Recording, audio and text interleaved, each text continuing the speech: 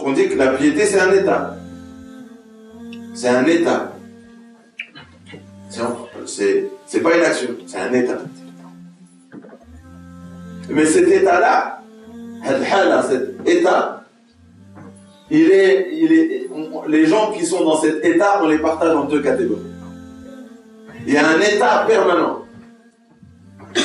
Et il y a un état, il est présent, mais il ne sera pas permanent. Il est conditionné à être présent dans certaines situations et à disparaître dans d'autres. La première catégorie de cet état permanent, on appelle ça al-tahqiq. Ceux qui l'ont réalisé, ceux qui ont réalisé la piété. En arabe, al-tahqiq, qui est synonyme de haqiqa, qui maintenant ressentent la réalité de taqwa. Ils savent réellement ce que c'est. Ils savent réellement ce que c'est, parce que c'est un état qu'ils ont atteint et c'est un état permanent. Et donc on est ils l'ont réalisé. Ils ont réalisé la piété. Ben, c'est une vision qui les imprègne. Maintenant, leur regard, il a changé. Parce que c'est être dans un état d'esprit et dans un état spirituel. C'est être dans un état très précis. Et cet état-là, il a un regard. Cet état-là, quand il vient, tout change. Notre façon de voir les choses change. Et qu'est-ce qui s'est passé en eux? Cette catégorie-là, qu'Allah Azza wa Jalla nous facilite de la réaliser. Cette catégorie-là, c'est quoi? C'est ceux qui ont réalisé, pas taqwa. Avant de parler de ils ont réalisé taqwa, ils ont réalisé qui est Allah Azza wa Jalla. Ils ont réalisé qui il est. Ils ont découvert ses attributs. Ils ont découvert ses noms, leur sens, leur réalité. Et donc maintenant, quand ils pensent à Allah Azza wa Jalla, quand ils pensent à lui, ils le connaissent. Et parce qu'ils le connaissent, ils ont une belle image de lui. Ils pensent du bien de lui. Quand ils parlent à Allah Azza wa Jalla, ou quand ils pensent à Allah Azza wa Jalla, ils ont une bonne pensée de lui. Une bonne pensée de lui. Et c'est important de le répéter ce mot-là. Pourquoi? Parce qu'ils savent qui il est. Et donc cet état, il va rester et est permanent. Et pourquoi on va comprendre la différence entre cet état et le deuxième? C'est en expliquant le deuxième. Leur image, la deuxième catégorie, ils pensent du bien d'Allah Azza wa Jalla, pas parce qu'ils le connaissent. La première, ils pensent du bien d'Allah Azza wa Jalla parce qu'ils le connaissent. Ils ont découvert qui il était. Et c'est parce qu'ils le connaissent qu'ils pensent du bien de lui. La deuxième catégorie, ils pensent du bien d'Allah Azza wa Jalla, pas parce qu'ils le connaissent. Ils pensent du bien d'Allah Azza wa Jalla par rapport au bienfait qu'Allah leur a donné. Et Allah, il nous parle de cette catégorie en disant, il y a parmi les gens ceux qui adorent Allah. C'est-à-dire Allah, il dit, tout le monde ne m'adore pas de la même façon. Il y a ceux qui m'adorent sans condition, parce qu'ils me connaissent. Ils me redoutent. Et il y a ceux qui m'adorent. Ils m'adorent avec une condition. C'est quoi? C'est si je leur donne des bienfaits.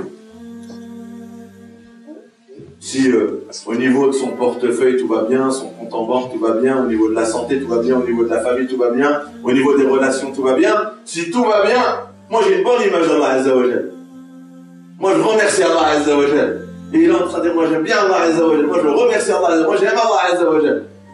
Mais pourquoi il a une telle image d'Allah Azza wa Jalla? Parce qu'il est reconnaissant envers ce qu'Allah lui donne. C'est aussi demandé, non? C'est bien. Mais cet état, il n'est pas permanent. Pourquoi? Parce qu'Allah, il dit, maintenant, si au lieu de te le donner, je vais te reprendre. Est-ce que tu vas penser du mal de moi? Tiens, je vais te reprendre la vie de quelqu'un qui est très proche de toi. Ça peut être un parent, ça peut être un enfant, ça peut être... Je vais reprendre la vie de quelqu'un qui t'est cher. Est-ce que lequel tu étais avant que je te prenne cette personne qui t'est chère, est-ce qu'il va être le même? Est-ce que ta relation avec moi va changer? Est-ce que l'image que tu as de moi va changer? Ou est-ce que tu vas m'en vouloir? Ou est-ce que tu vas être contre? Tout allait bien financièrement. Là, tout d'un coup, c'est la crise. Et tu es dans une situation très très difficile. Quand je vais te reprendre l'aisance que je t'avais accordée, quand je vais te la reprendre, est-ce que l'état dans lequel tu étais, est-ce qu'il va rester stable? Ou est-ce qu'en te prenant quelque chose, tout va bouger? Et ton image de moi va bouger. Et la ferveur dans ton adoration et dans ta relation avec moi, elle va changer. Allah il dit dans le Coran, il y a parmi des gens qui m'adorent, qui m'aiment, à une condition. C'est quoi? Si je lui donne des bienfaits, il dit voilà, moi j'aime bien Allah, il pense du bien de moi, etc. Et dès que je vais l'éprouver, fitna c'est un test. Et quand je vais le tester, en lui reprenant l'aisance, en lui reprenant un proche, en lui reprenant la santé, en le testant par une maladie, et le qilab, c'est-à-dire il va tourner. Il va tourner, il va me tourner le dos. Là, il me regardait tout d'un coup. Et le qilab, c'est quoi? C'est quelqu'un qui se tourne.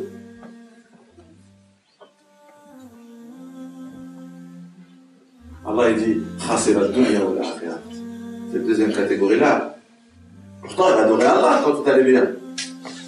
Mais si cet état, tu ne le réalises pas, ça c'est une catégorie qui n'a pas encore réalisé la chose. Allah il dit, celui qui ne réalise pas, ça ne devient pas un état permanent. Tout va bien quand je lui donne, et si je lui prends, tout va mal. Allah il dit, il est perdu dans ce bas monde, dans l'au-delà. Il n'y a pas plus grande perdition. Il n'y a pas une perdition plus claire que cette catégorie-là. D'ailleurs, mais pourtant, il adorait Allah. Non, il n'avait pas encore réalisé ce pourquoi j'ai donné toute cette adoration. Vous savez, voilà ce que produit le Ramadan. Si vous avez compris les deux catégories qu'on a citées, on a voulu montrer qu'il y en a, ils ont réalisé que cet état dans lequel ils devaient être, ils l'ont atteint parce qu'ils ont réalisé qui est Allah. Après cet état, il devient permanent. Ils savent qui est Allah. La deuxième catégorie, leur adoration, elle était conditionnée par rapport au bienfait. Prenez ces deux explications coraniques sur ce qu'est la piété et collez ça au Ramadan.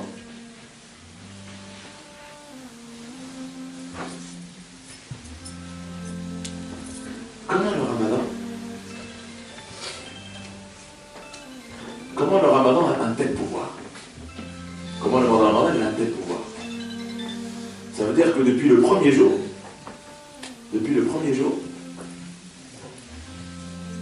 il y a peut-être des choses qu'on avait l'habitude de faire qui étaient interdites par l'islam. Et maintenant, parce qu'on jeûne, on se les interdit.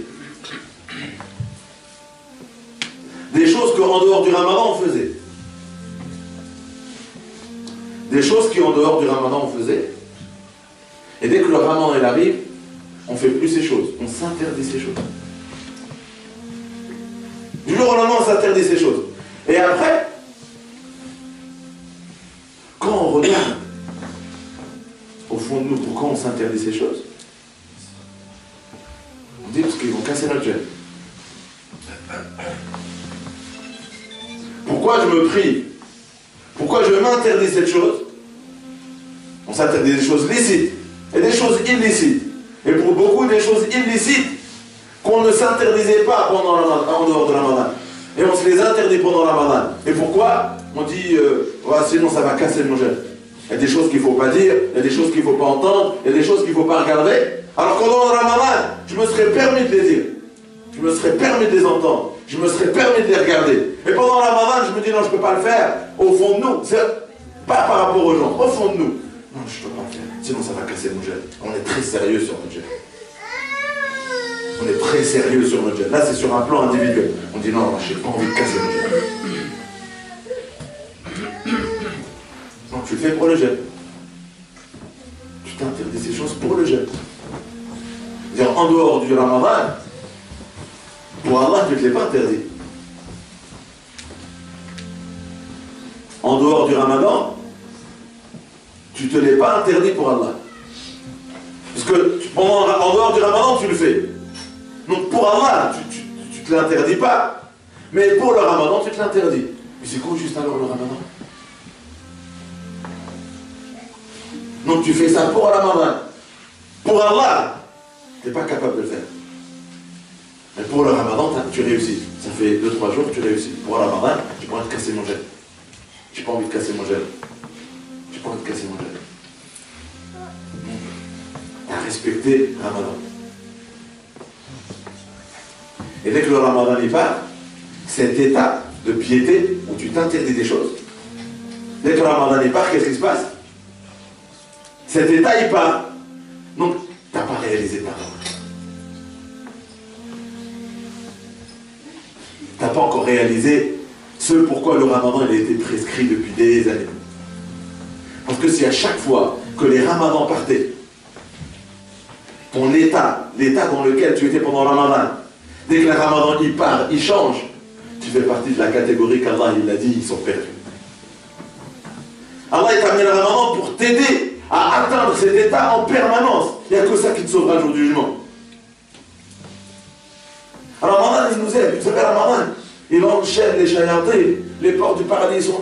Ça devient très facile de faire la piété, d'obéir à Allah, de s'intéresser. Ça devient très facile.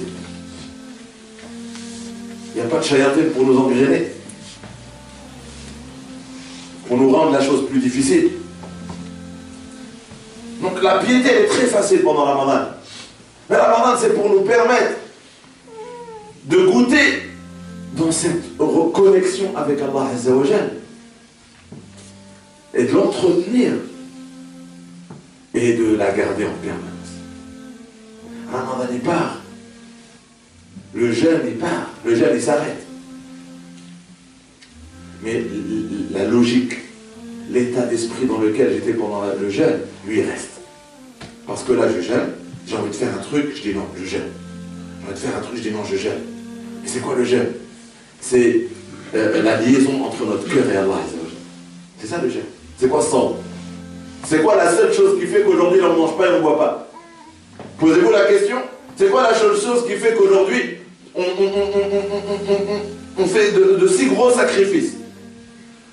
On le fait pour Allah. En vérité, on ne le fait pas pour le jeûne, on le fait pour Allah. Donc le cœur, là, il est connecté avec Allah Azza wa Jal jusqu'au coucher du soleil.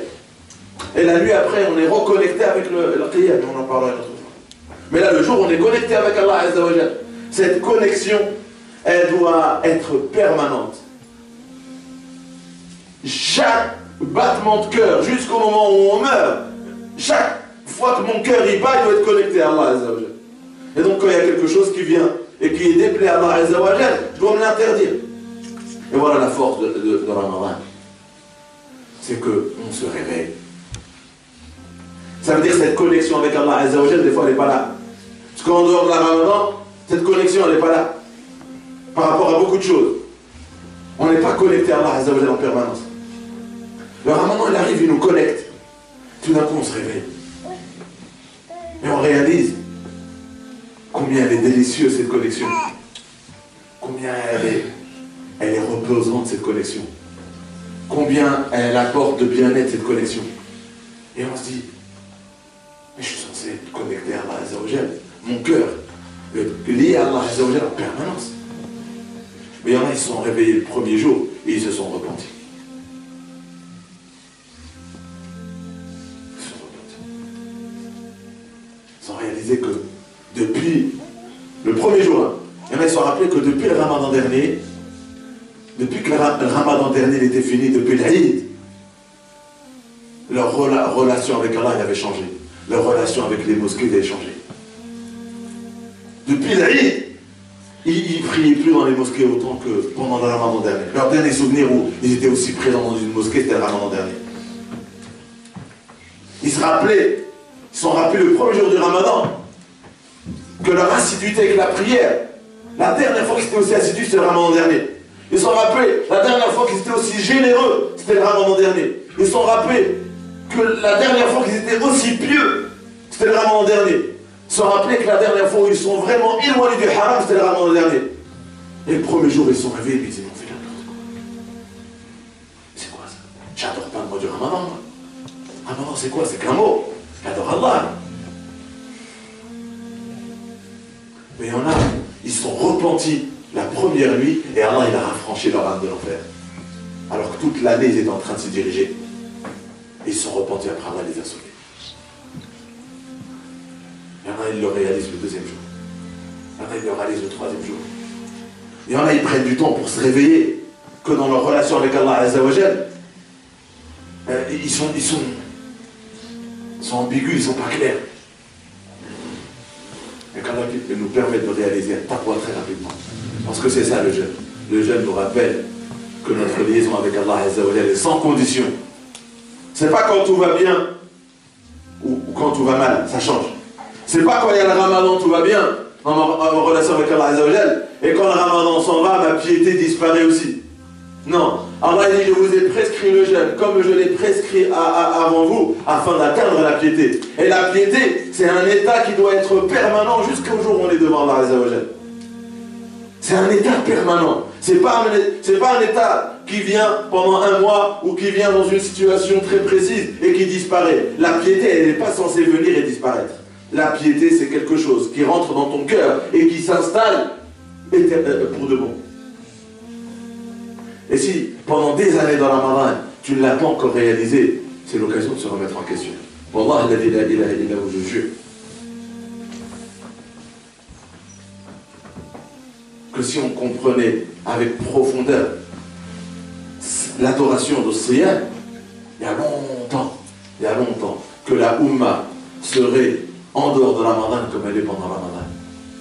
Moi, je peux vous dire qu'on n'a pas encore réalisé. Je vais généraliser. Peut-être qu'il y en a quelques-uns. Mais en global, la Ummah, elle n'a pas encore réalisé. Ça fait des années qu'on jeûne Ramadan, on ne l'a pas encore réalisé. Parce que dès que Ramadan il arrive, tout d'un coup, tout le monde redevient pieux. Ramadan il part, les mosquées se vident et tout repart à zéro. Donc, on n'a pas encore compris c'est quoi Taqwa. On n'a pas encore réalisé Taqwa. Et donc, on n'a pas encore compris c'est quoi Siyam. On s'abstient de manger et de boire sans comprendre le pourquoi de cette chose. Allah nous a dit, je vous ai prescrit le jeûne afin d'atteindre la piété. Et comment savoir si je l'ai atteint? J'ai juste à faire un bilan. Est-ce que toute l'année j'étais comme j'étais pendant le Ramadan dernier? Ou est-ce que dès que Ramadan, l'Aïd est arrivé, j'ai changé? Si j'ai changé, ça veut dire que pendant 30 jours, je n'avais pas réalisé le Ramadan. Je ne l'ai pas concrétisé. J'ai gaspillé plein de Ramadan dans ma vie. J'ai rien. Aucun Ramadan, j'ai profité. Dès qu'il part, la piété partait. Ça veut dire que pendant 30 jours, je n'ai pas réussi à affranchir mon âme de l'enfer. Pendant 30 jours, des années, j'ai essayé, j'ai failli. C'est peut-être l'occasion que ce Ramadan soit vraiment le Ramadan du changement pour tous et pour tout. Qu'Allah nous accorde à taqwa pendant le Ramadan et on va le découvrir après le Ramadan.